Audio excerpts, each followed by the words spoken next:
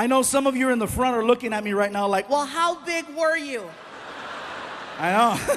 Hercules, yeah. Anyways, you guys, let me tell you what happened. Basically, I found out I was a little sick. I was diagnosed about 2 years ago, type 2 diabetic. Now, I maxed out at 445 pounds. Yeah, that's way past fluffy, okay? Let's be honest, that's not even, damn! 445 pounds, that's borderline Discovery Channel fat. That was like, I couldn't leave the house, you know? He wants to go to the movies. It was really bad, you guys, and so I was waking up every morning with a 300 plus sugar level. Now, anyone who knows anything about diabetes, that is super high. And you do that enough times and eventually, clear. It's so hard to say goodbye. They buried him in frosting. It was the sweetest funeral ever. Everyone got a cupcake. It was so nice. I'm at the doctor's office, you guys, and the doctor tells me, he says, listen, Gabriel, you're 445 pounds, your weight is out of control, your diabetes is out of control. You're 35 years old, you will not live another 2 years. I guarantee it. And I got very emotional, you know. I was like, are you serious? He goes, 2 years tops. And I was like, but I just started making money. Well, it's gonna be a nice funeral. I was like, what an ass. So it took a lot for me to finally start doing something about it, you know, because it's not like this is the first time I try to lose weight. This has been happening for a long time, but somebody tells you you're gonna die, you actually wake up. So what it took the support of my friends, my family, and, you know, especially, I gotta give credit where credit is due. Martin, you guys, helped me out so much because he's always encouraging me to go to the gym. Let's go work out, bro. Let's go do something. And more importantly than let's go work out is, you know, we're on the road together 46 weeks out of the year, so we eat together a lot, and he's always watching what I eat. And if he sees me reaching for something I shouldn't mess with, he checks me. Especially breakfast. That's my favorite meal. I love breakfast. And they always put us at these nice hotels where they give us this continental breakfast with the buffet. And, you know, if I'm eating eggs and bacon and sausage, that's fine. Yes, some of it's fattening, but guess what? No sugar. If Martin sees me reaching for muffins or waffles, he makes a scene. He waits for me to get about 15 feet away, and he starts yelling in front of all the people at the restaurant. Oh yeah, he's still ghetto. I don't care if it's a Ritz-Carlton. Guess what? Machete's here. He starts yelling. He waits for me to get 15 feet away, and then he starts. Really, bro? You're gonna put that in your mouth, Fluffy? You know what that's gonna do to your body? Hey, have some self-respect. And he makes me cry at breakfast.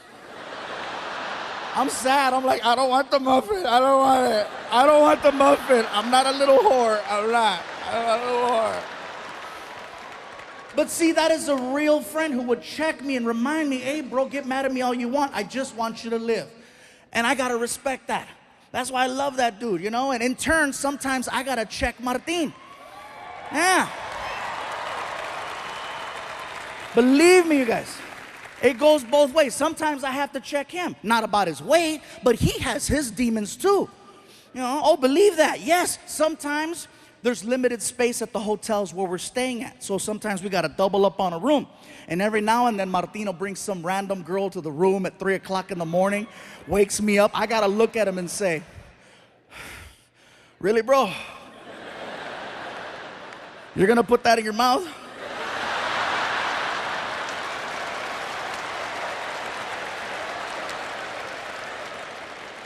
Do you know what that's gonna do to your body?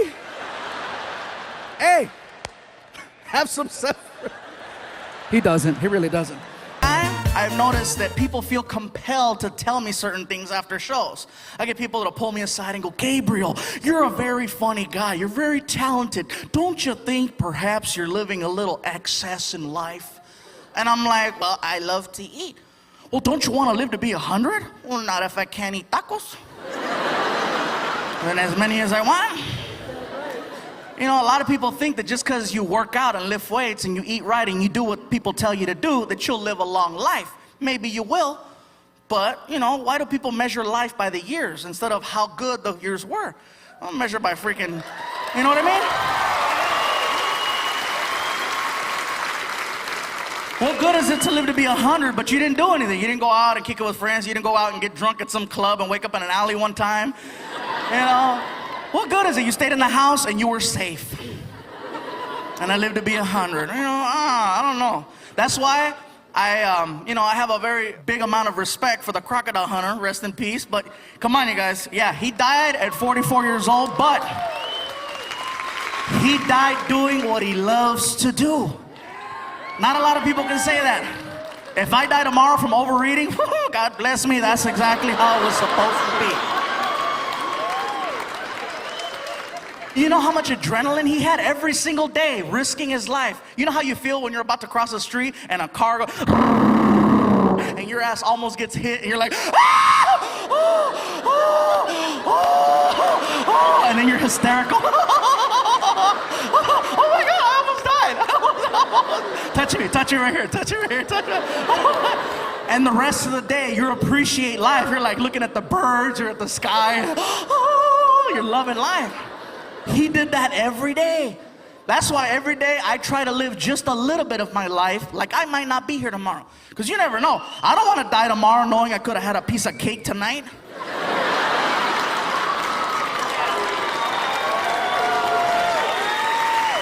Shoot. That's why when people tell me, why don't you work out? Why don't you lift weights? Well, what if I'm going to die tomorrow? I don't want to die sore. I want to die full.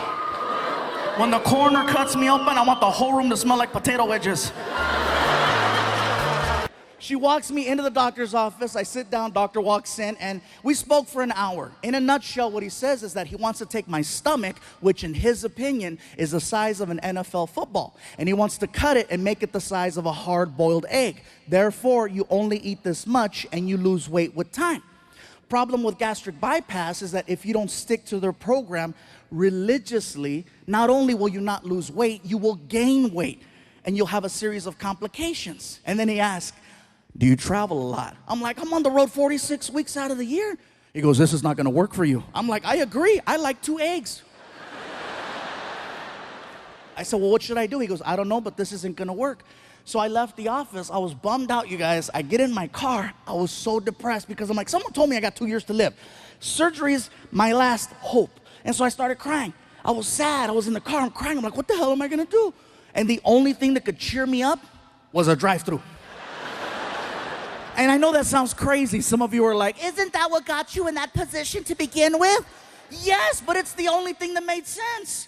There's a reason why it's called comfort food.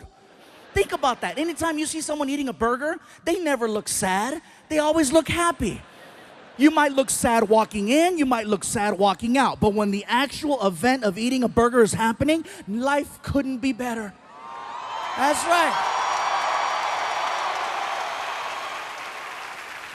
My girl told me that I make sounds when I eat burgers. I didn't know. Apparently I do. I'm eating a burger and I'm like,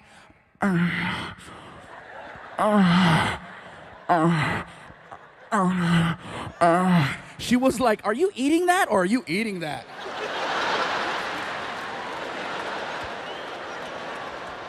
Think about it. Who's sad when they're eating fast food? I'll tell you who's sad. The person eating a salad watching someone eat fast food. That's who's sad. So I pull up to this fast food restaurant with a big M on it. And the guy in the speaker's like, may I help you? And I'm crying. I'm like, you have no idea. What I eventually wound up doing, you guys, is I started low carbing. Now, I am not eating healthy by no means, okay? I still eat fast food every single day.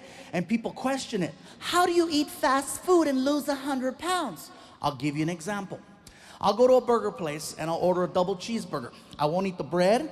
I won't eat the onions, the tomato, the ketchup. I'll eat the meat, the cheese, the mayo, the mustard, and I'll order up to 3 with like 3 diet sodas.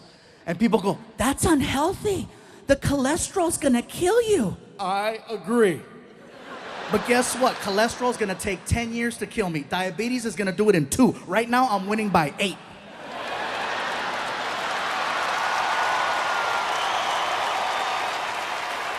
Hell yeah, that's called fluffy math, bro. There's a lot of people mad in here right now. Fluffy found a loophole. Yes. So I started low carbing, I started doing yoga, and I know that sounds like a joke right there. Yeah, some of you are like, he means yogurt. No, yoga. Freaking DDP helped me, and then I started lifting weights, and it's kind of hard for me, guys, because now I have people at my shows telling me, we're noticing there's a little difference. You're a little less fluffy. What's gonna happen if you keep losing weight? What are we gonna call you? What are we gonna call you? I lift weights, call me Buffy, I don't care. The point is that I'm not trying to lose weight for vanity's sake. I'm very secure. The point is that I'm trying to lose weight so I can be around for my family, so I can be around for my friends, and so I can be around for you. Living here in the United States, I can't think of anywhere else I'd want to live. Some people say, well, you're Mexican. Wouldn't you rather live in Mexico?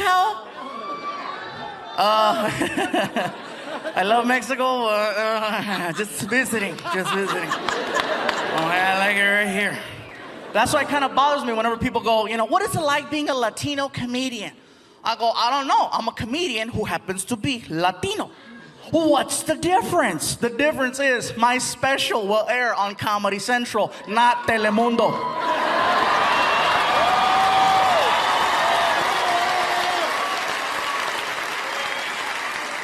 It's hard, you guys, A little Espanol. If you speak a little Spanish, it freaks people out. Oh my God, he's speaking Spanish. Don't get me wrong, I like watching Spanish programming myself. Some of the stuff is really cool. My favorite thing are the commercials, because they're always about sex. You don't even know what the product is until like the last 2 seconds. It's always some model walking out all sexy, right?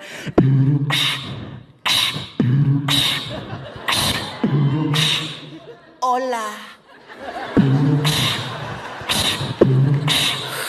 Ay, qué rico. And on the 28th second, right? Pepsi.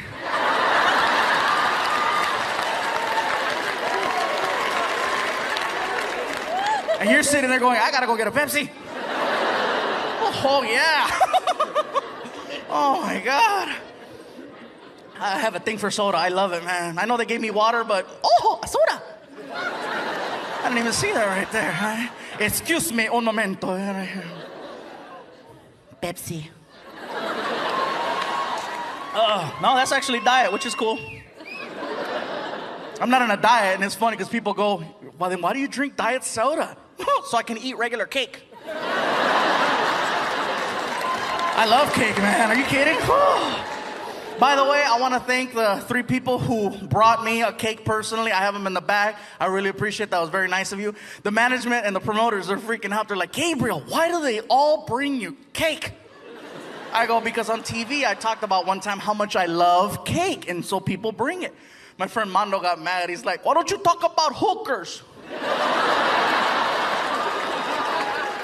But yeah, somebody asked me earlier too. They said, Gabriel, when you get to do your special, are you gonna do anything about the country? Are you gonna talk about politics? Well, I'm gonna talk about, first of all, how I love this country and I wouldn't want to live anywhere else. I know that half the world right now thinks that our leader is the devil, and most of us would agree. He's not.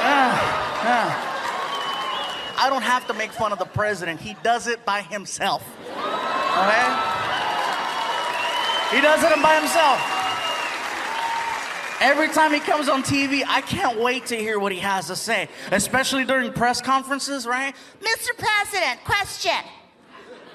It's been over a year. What is your plan for Katrina? We're gonna find her. That's right. And we're gonna bring Katrina to justice. We have every reason to believe Katrina's connected to Al Qaeda. K to Katrina. They both start with a K. Our president got elected. You put him on TV for an hour, let him argue. 30 minutes into the special, you put an 800 number on the screen and say, cast your vote, right? You've reached the presidential hotline. For George Bush, press 3. John Kerry, press 4. Other options, press 5. You don't like either one? Press 5. Please hold.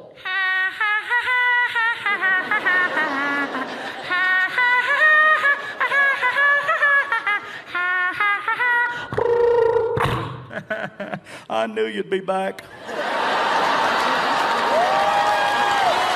have way too many good memories here, man. Some of them are kind of blurred because I was... You can't have... Oh, seriously, around here, you got to be careful because the police here in Bakersfield, they don't mess around. They will stop you for anything, man. They got me outside, and you're... Woo! What are you doing? Walking. But I noticed something, though. If you can make a cop laugh, they will work with you. But you gotta really make them laugh. You can't just make them go, ah. You gotta make them, you know. You know? I made a cop laugh so hard one time, he almost peed on himself. I know this because he told me. He was like, you don't understand. I damn near pissed myself.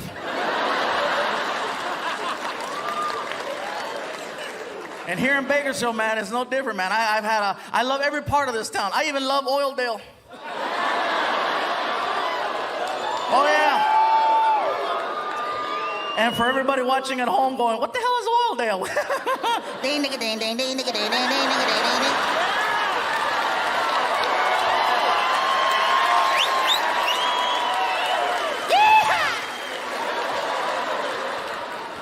But I still love it, guys. I still love it.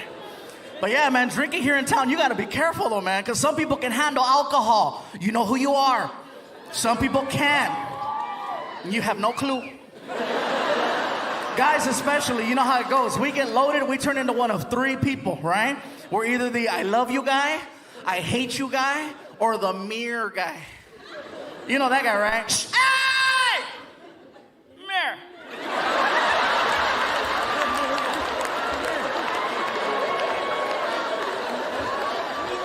I know, because that's me. Oh my God, I can't handle alcohol. People, when they get drunk, they say things they don't mean. And you know when I'm drunk, you hear something like, woo! I'm going running. You better cut me off. Oh, hell yeah, man. And when I drink, I only drink like regular alcohol. I don't do beer. Beer just doesn't know. Beer makes me talk to my body. I don't like that. When I get drunk on beer, I get weird. I'm like, you know.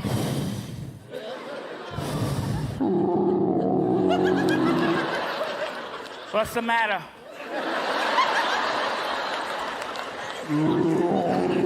Hey, you said you could hang. Don't talk to me there. You talking shit too?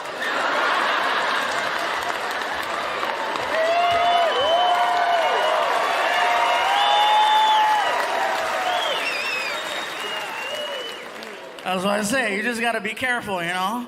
And if you're going to drink and you are thinking about driving, don't do it. You know, it's not a good idea. Because like I say, you know when you're drunk. You know when you're drunk. You're doing laps in the parking lot and you can't find the exit. Hello? Some of you make it out to the streets. You know when you're drunk. You're like, you know.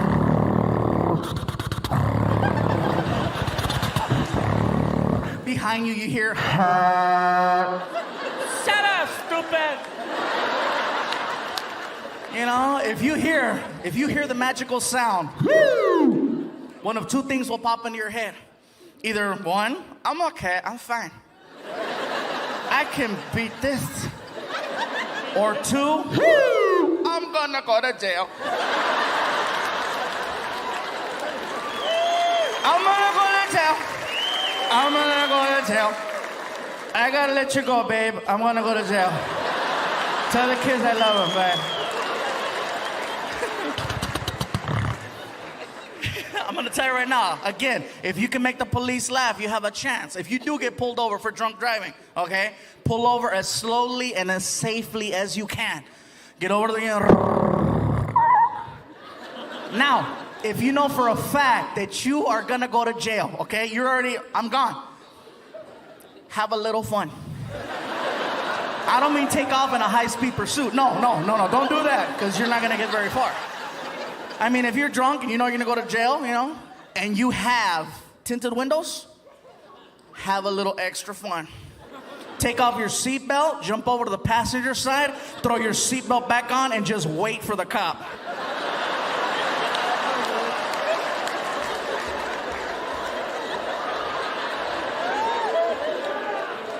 You have no idea how bad you're gonna throw his ass off, you guys.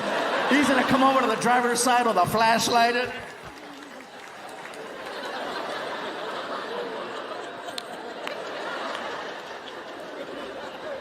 Oh, you're sitting there, dude.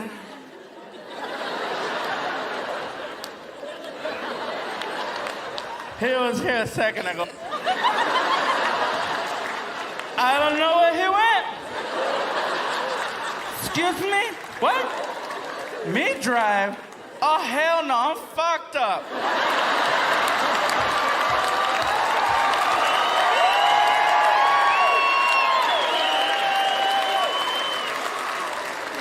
That's sad, because I know some of you are going to try it, man. You're like... Like, do what the fat guy said. Do it. And for the record, I'm not fat. I'm fluffy.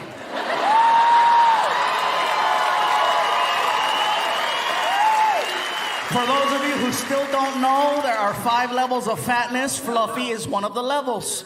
There's big, healthy, husky, fluffy, and damn! I'm still number 4. People go, how do you know when you're number 5? Well, because people will tell you, you know? If you try to get on an elevator that's crowded and people stop you and go, damn! If you go to Disneyland and little kids want to ride you, I want to get on that one. Damn. yeah, I'm sorry, little kids are too honest, man. They're like little alcoholics. You know, and as far as, Disneyland, I love Disneyland, but they're not fluffy friendly. They're not, man. They care about safety, And that sucks, because I can handle one bar. One bar, I'm cool. But now they got the whole, If you're fluffy, one of those is not gonna lock. You're trying. People are in line. You can do it!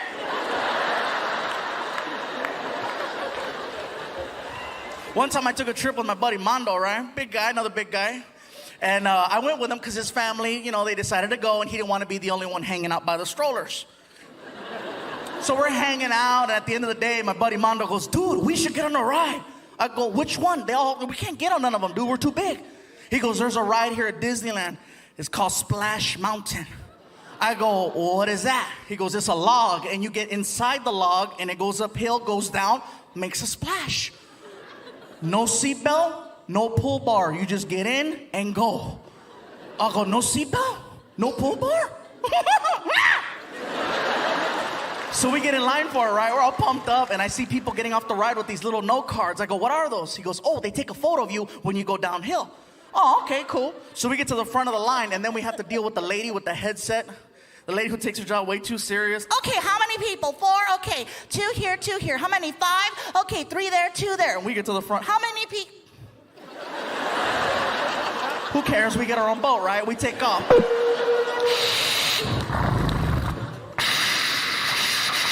We're splishing and splashing like little kids.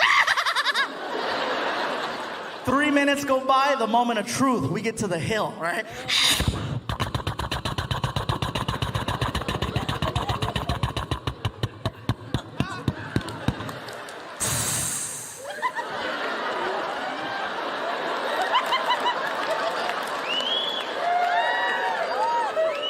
My buddy Mondo turns around and he says, dude, let's flash the camera. I said, you're stupid. I'm down. So as soon as it let us go, right?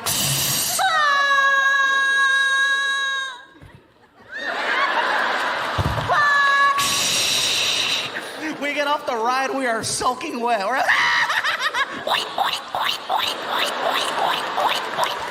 We're all rosado right here. We got a mean old baby rash.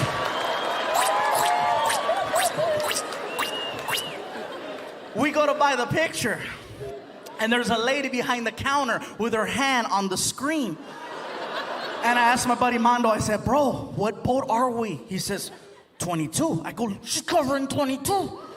He goes, oh, we better sneak out of here. Oh, yeah, we're gonna sneak out. We get past the picture girl, but then we get stopped by Disney security. And you have not lived until you've been stopped by a freaking man wearing a badge in the shape of a mouse. This guy was like, hold on a second. Ma'am, move your hand away from the screen. You guys see what I see here? That's a disgrace to this park. We can't believe anyone could take such a photo. My question to you guys, Do you recognize the two big women in this picture?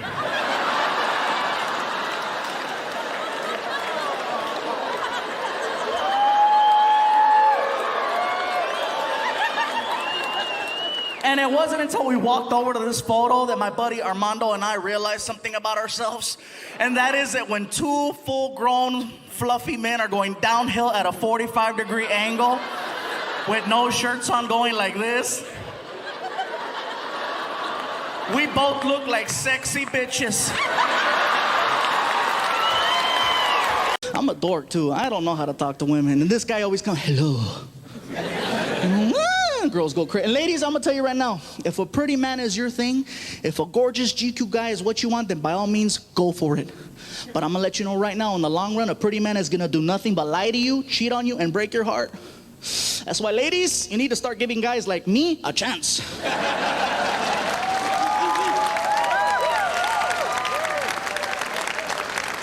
That's right, because I'm gonna tell you guys right now, the worst thing I'll ever do is have dinner without you.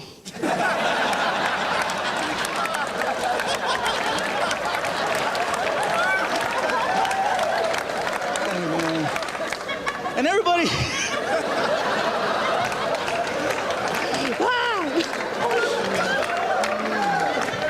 look at some of the girls. Everybody gives me advice too on the best way to meet that certain someone. You know, like my sister Emily, she always tells me the best way to meet someone is to go on the internet. She goes, go online, you'll meet someone. I'm like, I thought it'd be a good idea because my sister, she's cool people. She goes to school, she goes to church, she's nice. But I gotta tell you guys something, she's a freak. You know, you meet her in person, she's all sweet and innocent. Oh, hello, how are you? Nice to meet you. Bye. But you catch her online at 2, 3 o'clock in the morning, man, she's like, I'm licking and sucking your toes.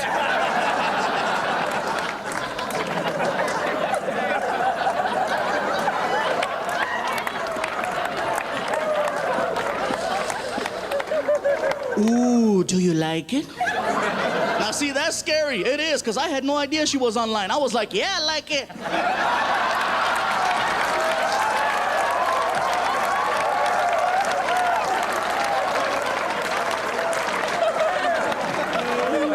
I was like, what's up? I see my sister the next day. She's like, I met someone. I said, me too. Check it out. I got some sandals. What's up? But you guys have to be careful. If you're gonna meet people on the internet, be careful, because you don't know what you're gonna get. You don't. I went on a blind date with a girl who was half Sasquatch, half Chupacabra. Yes, some of the white people, Chupa what? It's like Bigfoot, only smaller. Like cousins, you know? You gotta be careful, because they'll throw these little mysterious words out there to kind of like, get you excited. Like this one girl, she described herself as bubbly, you know? And I hear bubbly, and I was thinking, oh my God, wow, really?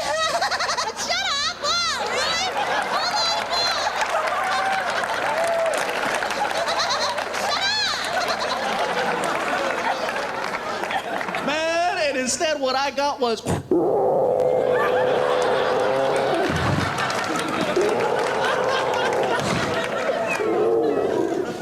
standing there. You have to be careful. And I said, you know what? Okay, maybe it's my bad luck. Couldn't possibly happen to me 3 times, right? So I gave it another shot. Went on another blind date with a girl who said she was a sexy Latina. I was excited. What's up? I get to her house, you guys. She was not Latina. Oh, no. She was black. Now, I didn't have a problem with her being black, but she specifically wrote out, I'm Latina. So I called her on it, right? I said, hey, girl, before we go any further, didn't you say that you were Latina? You know what she told me? She got mad. She was like, boo, I am Latina. Shoot, that's my name.